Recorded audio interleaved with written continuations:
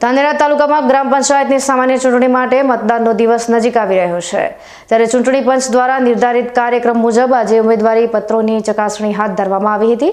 ધાનેરાની તાલુકા પંચાયત અને મામલતદાર કચેરી ખાતે સરપંચ અને વોર્ડ સભ્યના ઉમેદવારો સવારથી જ પોતાના ઉમેદવારી પત્રોની ખરાઈ કરાવવા પહોંચી ગયા હતા।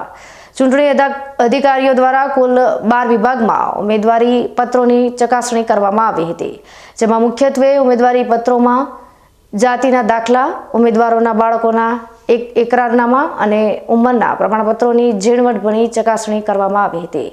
આ ચકાસણી પ્રક્રિયાના અંતે કેટલાક વોર્ડ સભ્યો તેમજ સરપંચ પદના ઉમેદવારોના ઉમેદવારી પત્રો રદ થયા હોવાનું જાણવા મળ્યું હતું।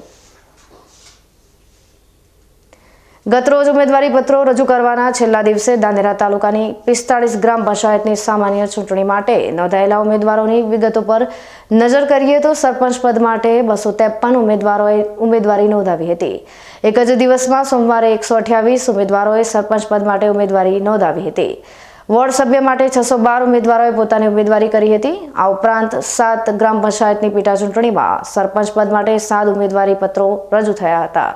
વોર્ડ સભ્ય માટે 4 ઉમેદવારી પત્રો રજૂ થયા હતા। ધાનેરા તાલુકાની માલોત્રા ગ્રામ પંચાયતમાં સરપંચ પદ માટે સૌથી વધુ 11 ઉમેદવારી પત્રો રજૂ થયા છે, જ્યારે અનાપુર ગઢમાં 2 ઉમેદવારોએ સરપંચ માટે ઉમેદવારી કરી છે। આ સિવાય કેટલીક ગ્રામ પંચાયતોમાં 5 થી 10 ઉમેદવારો સરપંચની ચૂંટણીમાં જોવા મળી રહ્યા છે। ઉમેદવારી પત્રોની આખરી ચકાસણી બાદ ચૂંટણી વિભાગ આગળની કામગીરીમાં વ્યસ્ત બન્યું છે, જ્યારે પોતાની ઉમેદવારીની ખરાઈ થયા બાદ ઉમેદવારોએ હવે પ્રચાર તરફ ધ્યાન કેન્દ્રિત કરવાનું શરૂ કર્યું છે।